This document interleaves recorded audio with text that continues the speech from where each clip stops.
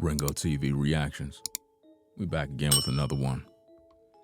Isn't it interesting how, I believe it was yesterday, that I made a stream talking about the look-alike woman that favor Kardashian. And I believe in that particular stream I was talking about Jerry Springer. I was just doing my regular routine, and I think there was a particular part of my stream where I was like, Jerry, Jerry, Jerry. And I said, why am I promoting him for? I could just go, Ringo, Ringo, Ringo. Well, today we have news that Jerry Springer, host of television's most controversial show, dies at 79. Yeah, that's right. Isn't that interesting how you can talk about somebody 1 minute and then next minute they're dead? Well, Jerry Springer is in the shadow realm. Shout out to Sean James. And those are his talking points, just giving proper due. This is breaking news. Jerry Springer, the former Cincinnati news anchor and mayor who came to preside over the controversial and extremely profitable talk show bearing his name, has died. He was 79. According to NBC affiliate WLWT, where he once worked as a news anchor, Springer died peacefully Thursday at his home in the Chicago suburbs. Interesting. It talks about how the Jerry Springer Show began its multi-decade run in 1991, and in 1998, at the height of its popularity, beat the Oprah Winfrey Show in the ratings, drawing 12 million viewers.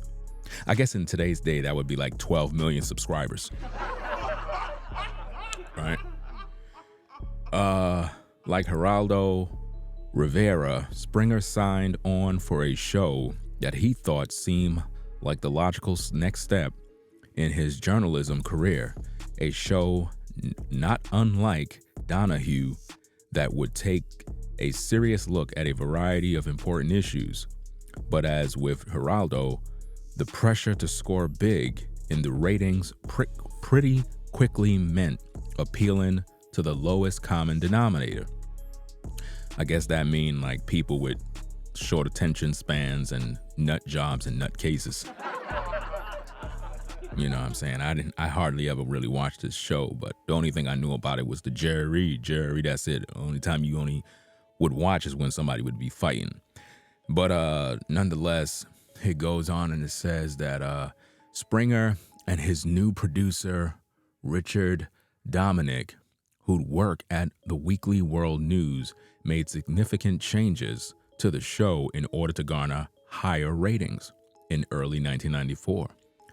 And here he was, wrote Todd Van Der Werf in a June 2014 piece on Springer on the AV Club site, no longer exposed in America's dark underbelly, but rolling around in it. There were prosecutors, producers for the Jerry Springer Show, including Donahue and the Morton Downey Jr. Show. It's like I'm now remembering all of these names from back in the day. It's crazy how you hear those names, you're like, hey, I remember the Donahue Show and the Morton Downey Jr. Show. It's crazy. Hell, the show's trajectory can be directly tied to the rise of the Ricky Lake Show. Hey, Ricky Lake, remember that show? You don't notice that all of those shows back in the days used to exploit black people? It really do. Those shows back in the days used to exploit black people to the max. It's crazy, but they definitely did. So it goes on to the Ricky Lake Show, a program it would overtake and eventually outlive, wrote Van der Werf. But Springer gobbled up those shows, whole synthesized them into its DNA, then turned itself up to 11. It was no longer a television show. It was America's ID, going nuts on stage, and the man who presided over it looked like a math teacher. That's true, he did look like a math teacher. I mean, Springer did look like a math teacher. He didn't even look like he belonged on the show. You know, he just looked like the math teacher or the science teacher. I don't know, I guess the math teacher. Right? So, let's see. It goes on and it talks about, let me see.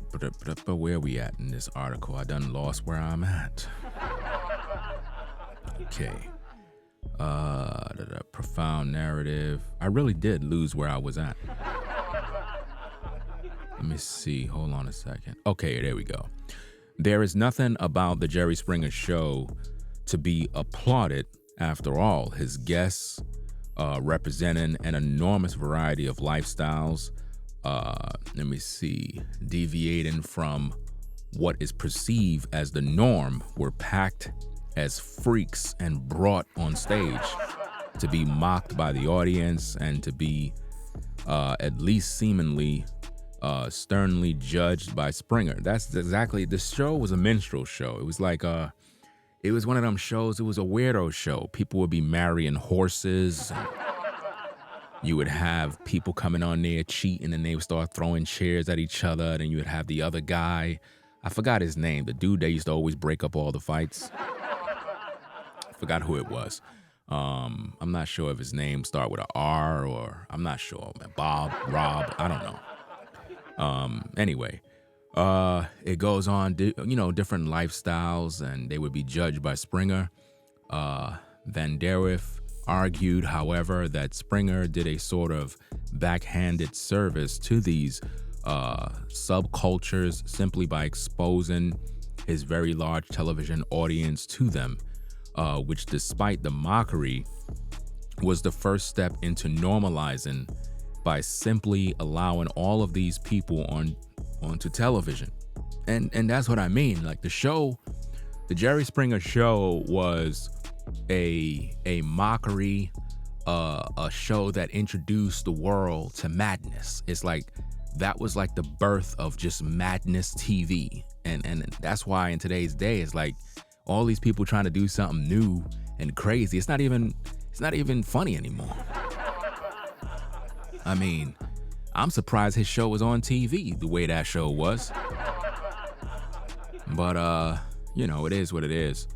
So it goes on and it says the series casually opened the door to a nation that was not as white bread as it desperately insisted it was. There were, for example, people in incestuous, dominated or submissive or polyamorous relationships, while the signature moment of Geraldo was a brawl between neo-Nazis and Jews and result in throwing chairs and a broken nose for Rivera. I remember that one. Springer, if not Springer himself, was more interested in XXX. The more, the bizarre, the better. You got that right. It was crazy. Then in politics, the Springer Show's most controversial episode involved a man married to a horse. Yes. Crazy stuff. A man married a horse, ladies and gentlemen. Crazy stuff. Look it up on YouTube. Yes. Sexuality speaking, anything but the typical monogamous norm was presented with outrage. Despite Springer's own liberal leanings, he reacted on the show with a stern discipline. I remember that. Every time after the show, he would try to give a speech like he's holy and righteous. Like he followed God or something, and you knew he was following Satan the whole time. Right? So he would give these long-winded speeches at the end of the shows and whatnot. He would react on the show with stern displeasure, though Van Deref asserts that the show was fairly progressive when it came to gays and lesbians. As for trans people, he says that while the show judged them as it did everyone else, it dared viewers to find the idea a little alluring. That idea was surprisingly revolutionary. The Springers' guests were not only sexually transgressive in the mind of the audience, the vast majority came from the lower end of the social spectrum. Many with thick regional accents, I can't even pronounce the words,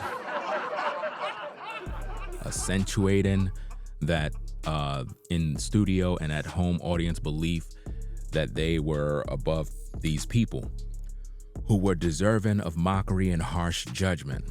Let me see where we at. I just lost myself. Okay. One can't reflect upon Jerry Springer and his show without addressing the fight that erupted on virtually every episode. That's true. On every single episode of the Jerry Springer Show, there was always a fight. You know what I'm saying? I mean, every single time there was a fight. And, a lot of times we were like, this is staged. You know what I mean? I believe all of those fights were staged. I mean, there's no way it could have been real. Why would people go up there, see everybody else fight, and not know that they're going to get into a fight too? So, let me see. Often debated has been whether those some or all of those brawls were staged. Yeah, that's exactly what I just said. I just said the same thing. Of course, if it could be proved that the fights were choreographed,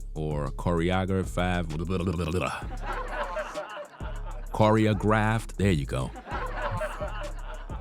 or even just pre-planned, that would rob the show of its claim of authenticity. Well, we know the fights were staged. It's just like the WWF, WWF, WWE. We already knew it was all staged. We may never know, but perhaps bringing together people with inherent conflicts in an atmosphere of elevated emotions, with the in-studio audience screaming and chanting them, virtually guaranteed the eruption of physical altercations. More cynically, those coming on the show were obviously familiar with Springer, and they likely knew consciously or unconsciously that outsized emotions and all that may follow from such emotions was implicitly expected of them, which means basically if you were familiar with Springer's show and you came on the air, you already knew how to perform without even getting directions. Springer himself often seemed supercilious on the show, perhaps not so much, but he felt this or that guest beneath him, but because he felt the entire show beneath him. What the hell was that? I don't even know what that means. I'm confused.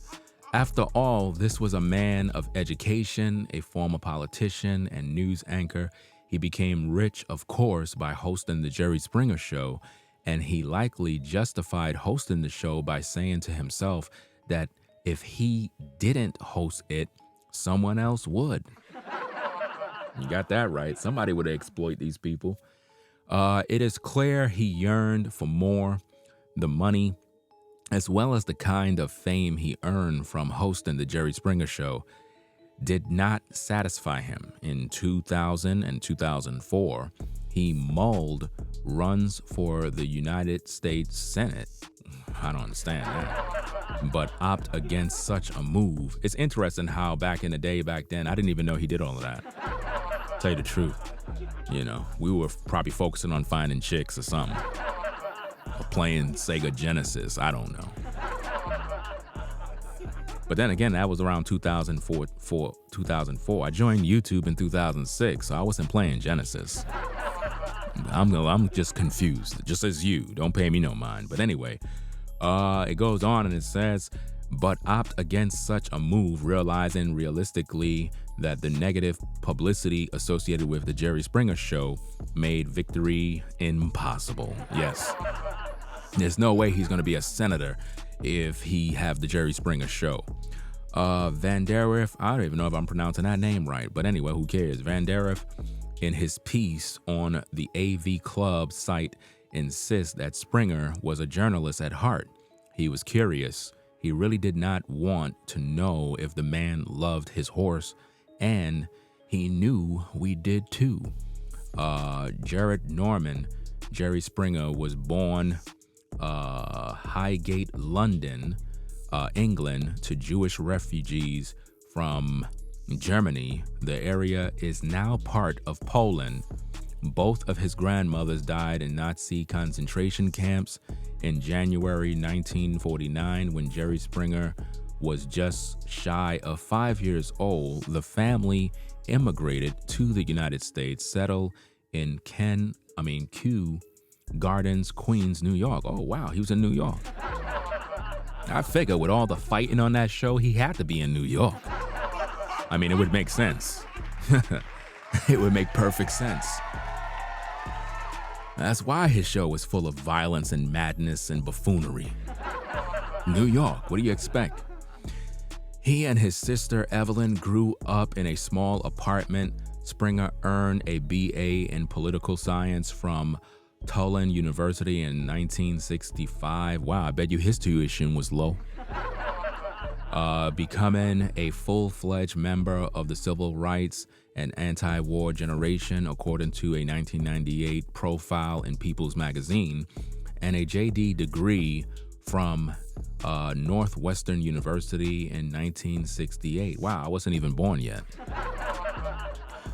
Springer became a political campaign advisor to Robert F. Kennedy. Wow, according to a 1998 profile of Springer in Slate written by David Plods. After Kennedy's assassination,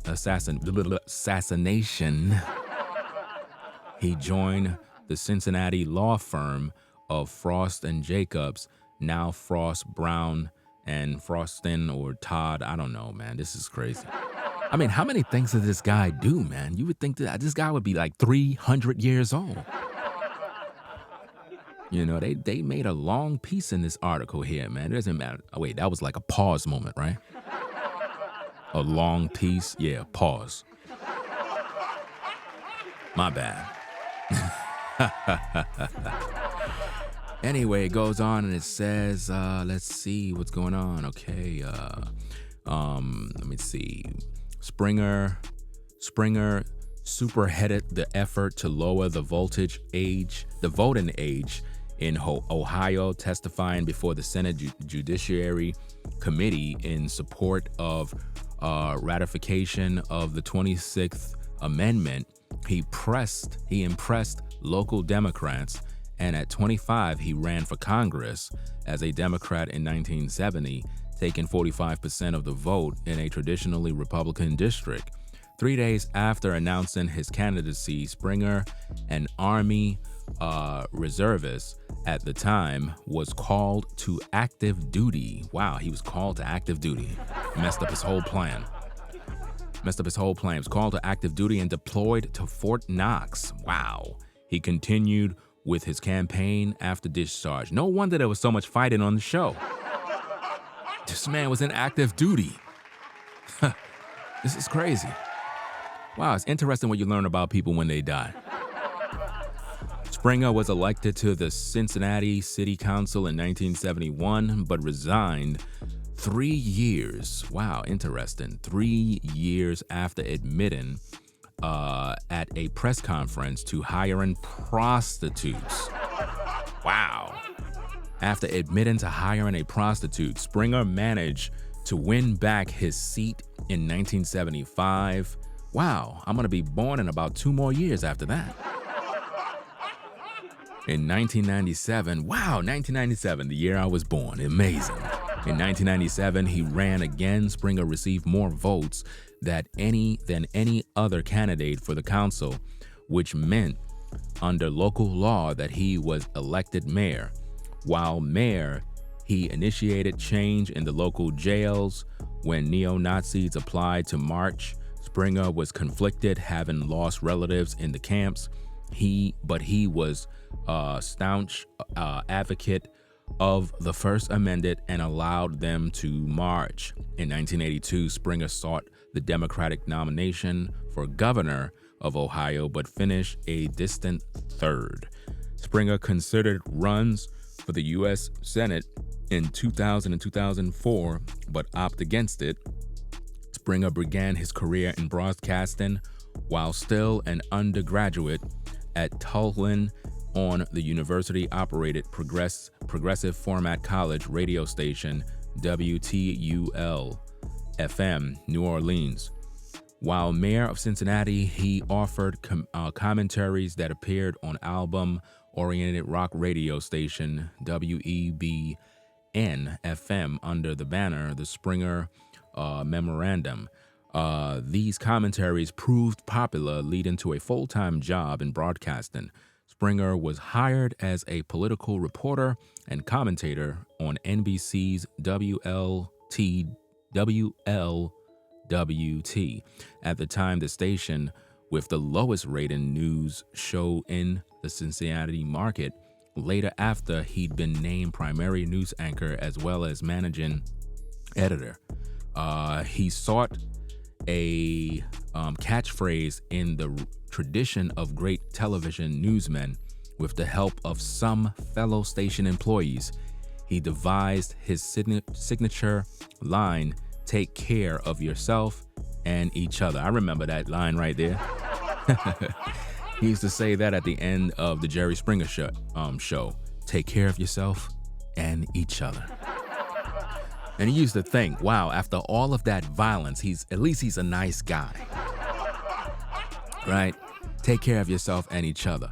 Within 2 years, he was Cincinnati's #1 news anchor, together with partner Norma Rashid. He was the most popular anchor in the city for 5 years, according to Pla's 1998 Slate article, drawing 10 local Emmy Awards for his nightly commentaries, which would eventually become his final thought on Springer. Springer remained a commentator at WLWT until January 1993, 16 months after the debut of the Jerry Springer Show. In 1997, after Springer had more than time enough to become what we think of today, NBC-owned station WMAQ-TV Chicago hired Springer to serve as a news commentator, in reaction to which longtime popular news anchors Ron Majors and Carl Marin resigned. In response to audience dissatisfaction with these resignations, Springer bowed out as commentator after just 2 appearances. Springer appeared as himself in a number of movies and TV shows and played the President of the United States in 2004 Dolph Lundgren film The Defender. He eventually portrayed himself in the 1998 film Ringmaster, which provided a behind-the-scenes look at potential guests who applied to a Springer-like show. Springer's character was named Jerry Farley. He hosted NBC's America's Got Talent for 2 seasons, replacing Regis Philbin, and the GSN network game show Baggage from 2010 to 2013.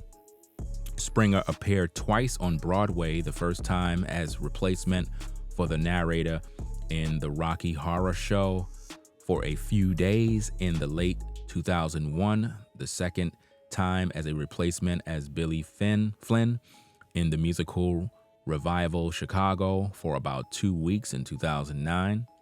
Jerry Springer, the Opera, a musical written by Richard Thomas and Stuart Lee and based on the TV show, had many outrageous scenes, profanity, and scenes in which the Springer character hosts a show in hell where he hosts a show in hell.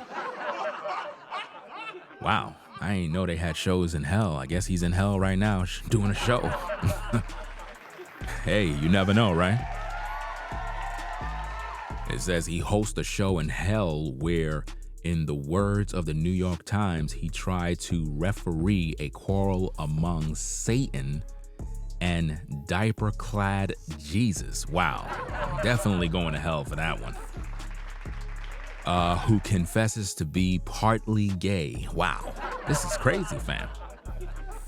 A Mary who is a teenager unwed mother, Adam, Eve, and God the Father wearing a white Elvis suit. Wow, this is sad. Who belts out one of the show's signature Aries. It ain't easy being me. It's so ain't easy being me. The musical was a huge hit in London, running from April 2003 to February 2005 before a UK tour in 2006, when it aired on BBC in January 2005. However, it generated so many complaints that some BBC executives asked for police protection, the Times says. The controversy in Britain, I don't know, man. I feel like I'm in a lecture class or something. I'm getting tired of reading. I'm getting hungry too. Together with financial conflict among the producers, amongst the producers, probably account for why the musical has not yet seen a Broadway mount. Though after production in Chicago, Memphis, Minneapolis, and Las Vegas, it was performed at Carnegie Hall in January 2008 in a concert version with Harvey Keitel in the title role, the only non-singing part in the show. Springer delivered the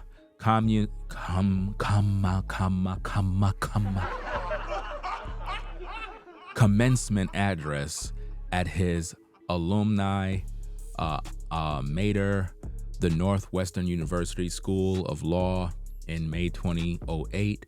Many students criticized the choice of speaker, but he drew a standing ovation from about half the audience, and reviews of the speech were genuinely positive, according to an article on law firm marketing agency websites 1400.com. In his speech, he declared, "I am not superior to the people on my show, and you are not superior to the people you will represent. That is not an insult. It is merely an understanding derived from a life spent on the front lines of human interaction." Springer penned an autobiography remaster that was published in 1998. He is survived by his wife, Mickey Velton, to whom he had been married since 1973, and a daughter, Katie. So that's about it for the article. All right. That's about it. So yeah, ladies and gentlemen, Springer has passed away. They said peacefully. You know, it is what it is, fam. It is what it is. But hey, what can you say? What are your thoughts, fam? What do you remember about Jerry Springer? Jerry. Anyway, y'all, leave your feedback, leave your your comments. That's about it, fam. So we're going to get on out of here.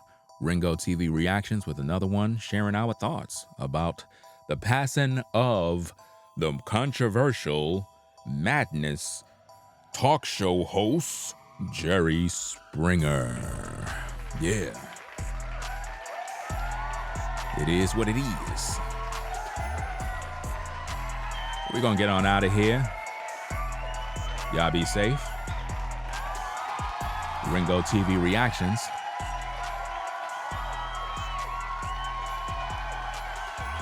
All I don't know. Maybe he's doing a talk show in the afterlife. We out. Peace. If you like our content, consider supporting via Cash App at $Ringo TV Raw. Become a patron on patreon.com for exclusive video content not shown on YouTube. You could also support through PayPal at paypal.me/Ringo TV Raw. Subscribe to our YouTube channel and click the bell to be notified of new content. Follow me on Instagram at Ringo TV Raw. This is Ringo TV Reactions, the only channel on YouTube bringing you the truth 100% raw and uncut. I'm out. Peace.